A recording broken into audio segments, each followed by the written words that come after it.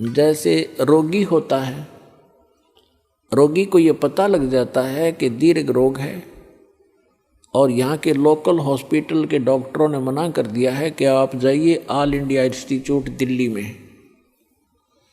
तो वहाँ जब ये डायरेक्शन मिलकर इंसान जाता है तो वहाँ चाहे प्रधानमंत्री हो और चाहे कोई फैक्ट्री मालिक हो, कितना उच्च पोस्ट प्राप्त व्यक्ति हो, उस समय उसको अपनी जान दिखाई देती है, अपनी पोस्ट पद दिखाई नहीं देता। डॉक्टर कहता है लेट जाइए, वो तुरंत लेट जाता है। डॉक्टर कहता है ये कपड़े निकाल दीजिए, तुरंत निकाल के रख देता है। उस समय उसके नखरे खत्म हो जाते हैं और तभी वो उपचार प्राप्त करता है। जब तक डॉक्टर के आज्ञा का पालन करता रहे, चाहे कुछ भी कहे वैसे ही, जहाँ लेटने को कहे वहीं लेटना पड़ेगा, जहाँ बैठने को कहेगा वह बैठना पड़ेगा, और कहेगा मुंह खोल सांस तेज ले, वो सारा कुछ करना पड़ेगा, तो तभी वो अपना उपचार करवा पाएगा।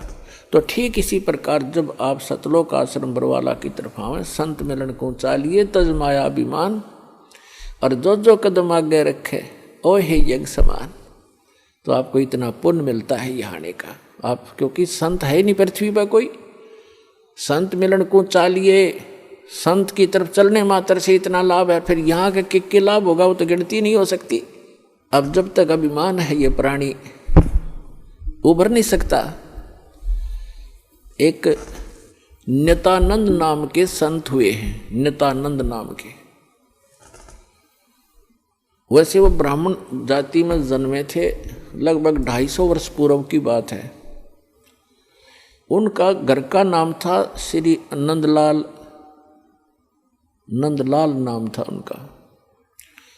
उनके माता पिता बचपन से ही मर गए थे, मृत्यु को प्राप्त हो गए थे। उनका पालन पोषण नाना नानी के घर हुआ था। उनके नाना जी जो थे, नंदलाल जी के नाना जी, नारनौल के नवाब के यहाँ एक ऊंच पोस्ट प्राप्त थे। और जब ये नंदलाल जी युवा हुए, ब्राह्मण कुल में थे ये, तो इनको भी वहाँ एक तहसीलदार की पोस्ट पर नियुक्त करवा दिया। नंदलाल जी तहसीलदार थे, घोड़ा इनको प्राप्त था, बन ठन कर चलते थे। उसमें जो तहसीलदार की वैल्यू जनता में होती थी, इज्जत होती थी, आज के तो मेरे ख्याल में मंत्री की बिना होगी। नंदलाल जी का विवाह हो गया था, संतान प्राप्ति अभी हुई नहीं थी। अब कहते हैं न जाने कब भाग्य उदय हो जाता है प्राणी का। एक दिन नंदलाल जी अपने महल के, अपने मकान के छत पर, गर्मियों के समय में छत पर टहल रहा था। रात्रि में नींद आई नहीं, और उसने क्या देखा कि कहीं थोड़ी सी दूरी पर रात्रि के समय किसी के घर पे कोई संत आए हुए हैं और परमात्मा की कथा सुना रहे हैं, सत्संग कर रहे हैं। अपन आत्माओं पिछले जब से होते हैं पूर्ण हंस मुराद, ये पिछले संस्कार होते हैं जो आदमी परमात्मा की तरफ आत्मा आकर्षित होती है। उसने सारी रात सत्संग सुना, नींद और खत्म होगी। कुछ तो परमात्मा की दया उस पर हुई कि वैसे नेचुरल नहीं आई नींद, और वो ज्ञान सुना, वो सत्संग सुना कि मनुष्य जीवन किस लिए प्राप्त होता है, इसको हम कैसे व्यर्थ कर रहे हैं। चाहे प्रधानमंत्री बन जा, यदि भक्ति नहीं है तो व्यर्थ है ये जीवन इसका। अगम निगम को खोज ले बुद्धि विवेक विचार, उदय अस्त का राज मिले तो बिन नाम बेगार। सत्संग के अंदर ये ज्ञान कराया जाता है कि जैसे कोई भी राजा बना है तो अपने पुण्य कर्मों से बना है, और भक्ति नहीं करता वो प्राणी अपने पुण्यों को, जो पूर्व जन्म के संग्रहित पुण्य हैं, उसके भाग्य में डिपॉजिट करके भेज रखा भगवान ने, उनको नाश ही कर रहा है, उनको खर्च रहा है। वो अब भविष्य की कमाई नहीं कर रहा है, भविष्य के लिए कुछ आगे का डिपॉजिट नहीं कर पा रहा है, केवल खर्च ही कर रहा है। परमात्मा क्या बताते हैं, अगम निगम को खोज ले बुद्धि विवेक विचार, उदय अस्त का राज मिले तो बिन नाम बेगार। पुराने समय की बात है, अब बातें याद आती हो पिछली कथाएं। एक 3 व्हीलर वाला था, बड़ा 3 व्हीलर जो पहले पेट्रोल के चले थे, हमारे गांव से और लाखन माजरा एक गांव है वहां तक 3 व्हीलर चला करते थे 2।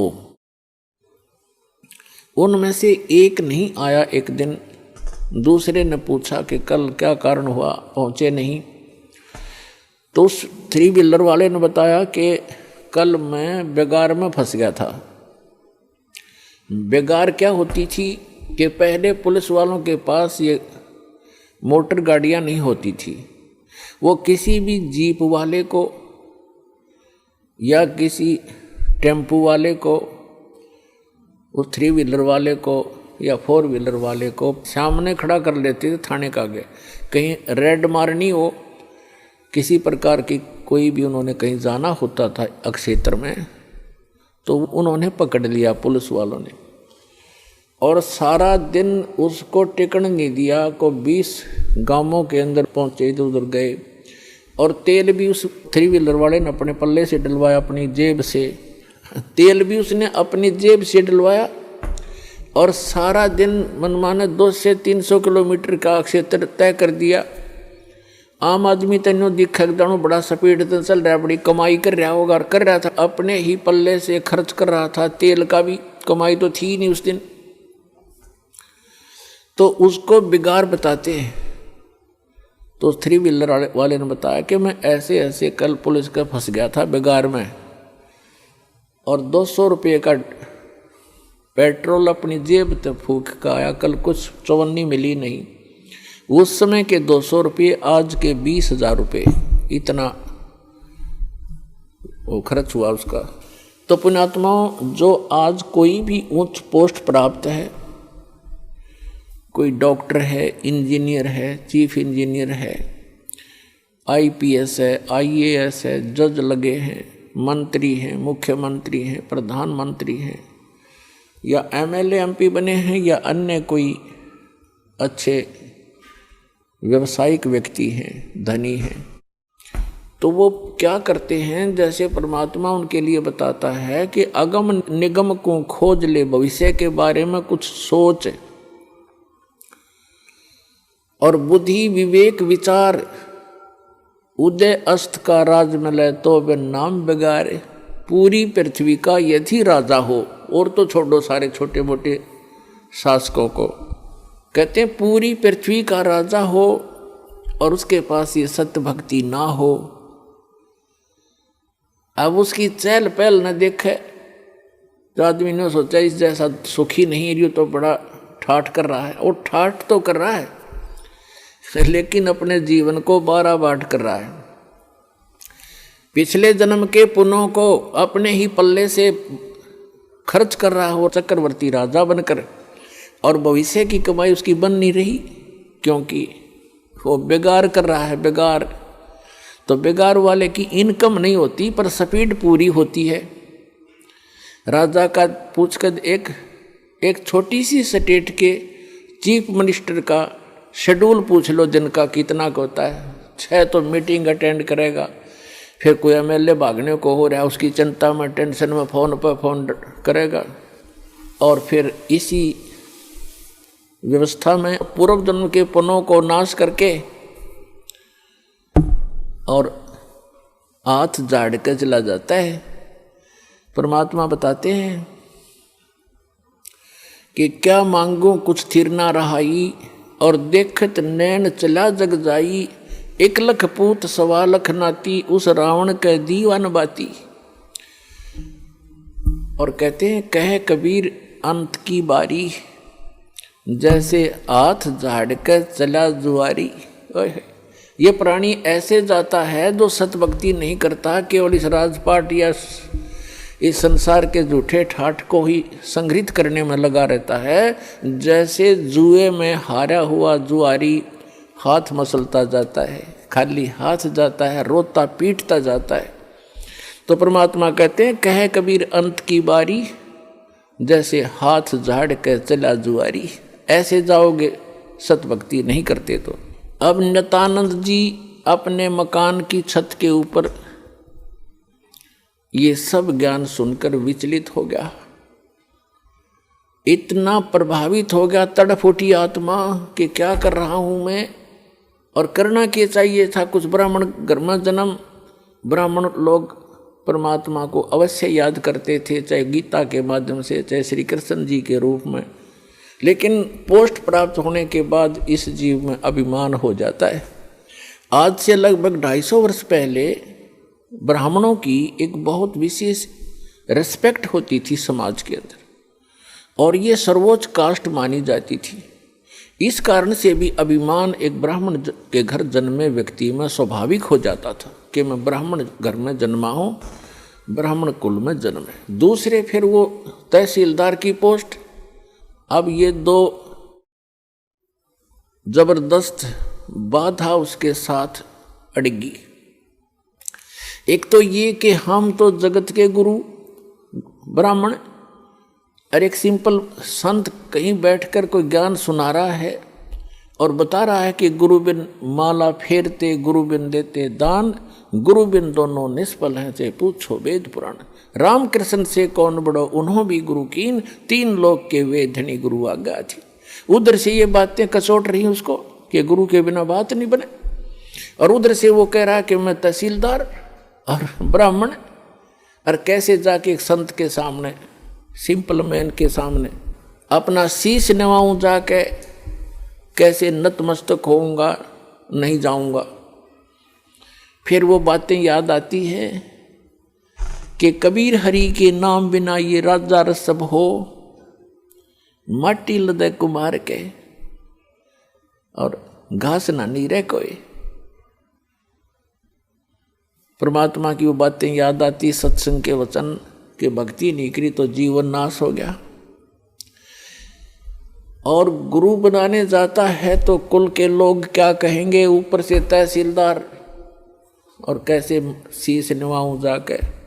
अंत में पुण्यों की विजय हुई, पाप की हार हुई। उसके पुण्यों ने प्रभाव डाला, उसको सद्बुद्धि आई कि यहाँ किसी के घर में संत आएगा तो नाम नहीं लूँगा। उस संत के बारे में जानकारी प्राप्त की कि ये कौन सत्संग कर रहा था, क्या हो रहा था रात्रि में, ये संत कौन है, कहाँ से आता है। उसका पता चला कि नारनौल से 2 किलोमीटर की दूरी पर बाहर बनी में जंगल में इनका आश्रम है।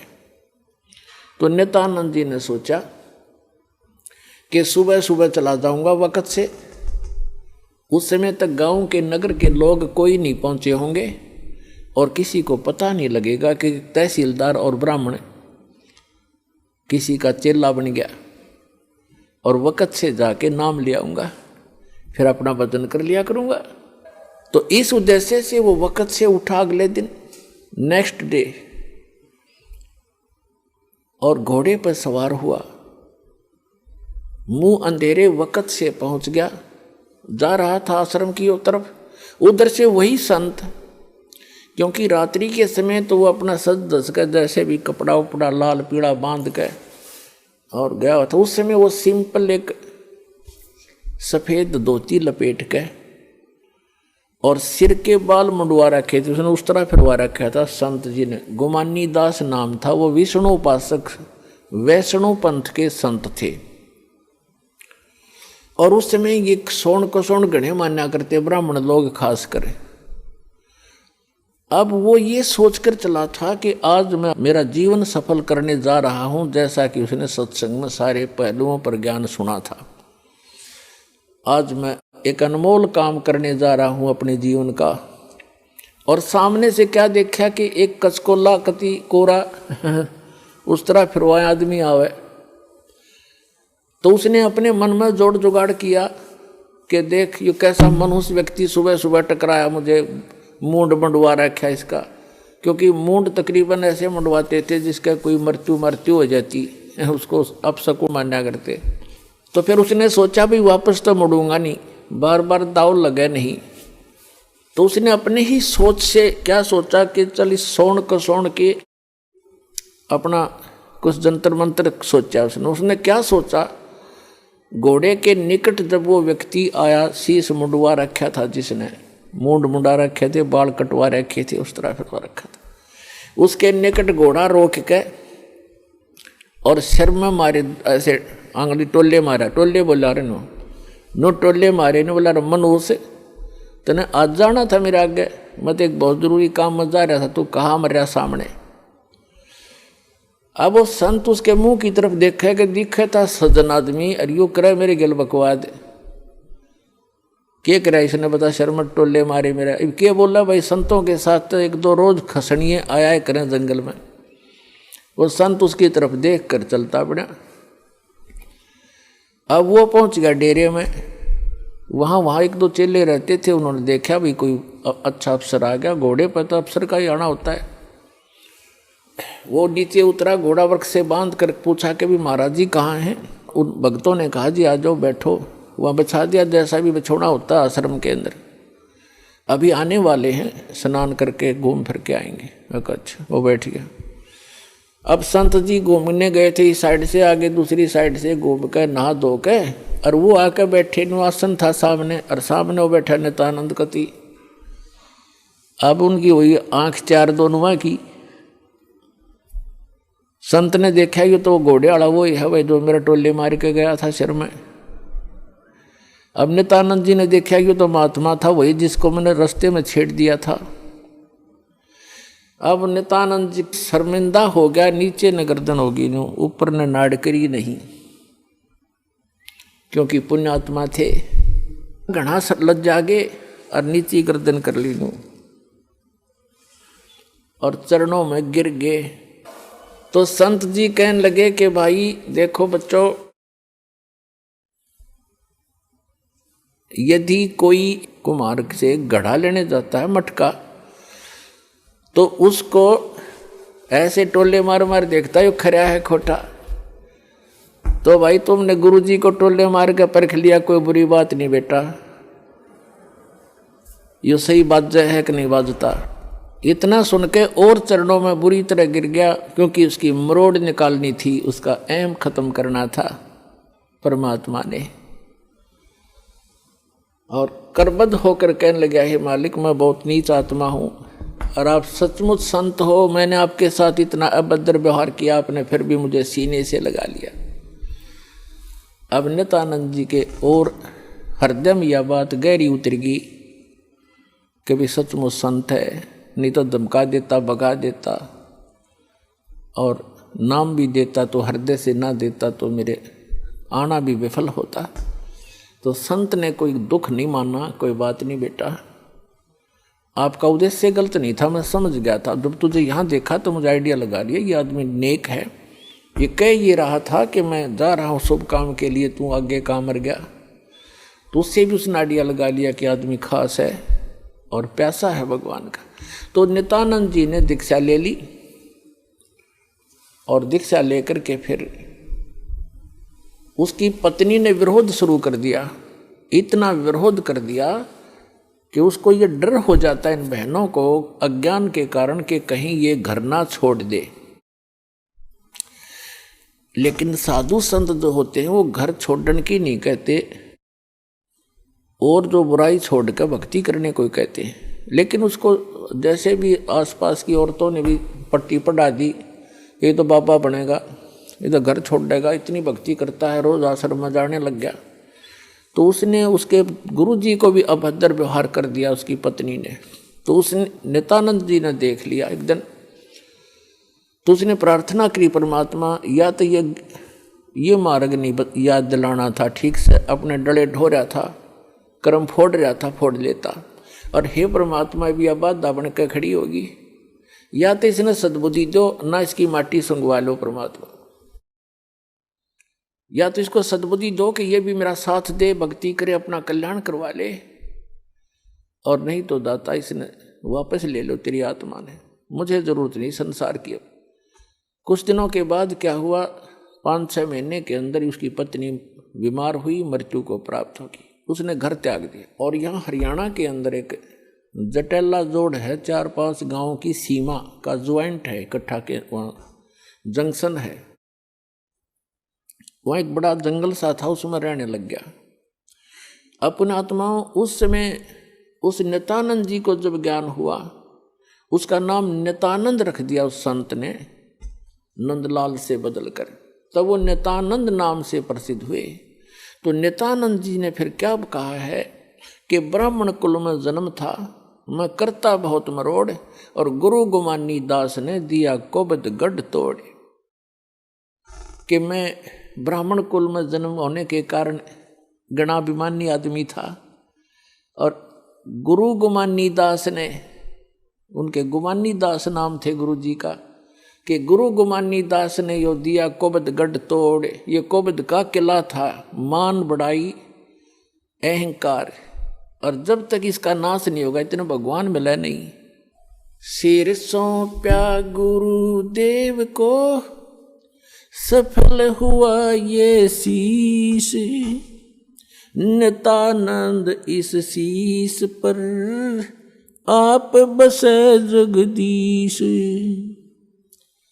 अब क्या बताते हैं, नित्यानंद जी कहते हैं सिर सौंपया गुरुदेव को और सफल हुआ ये शीश, नित्यानंद इस शीश पर आप बसे जगदीश।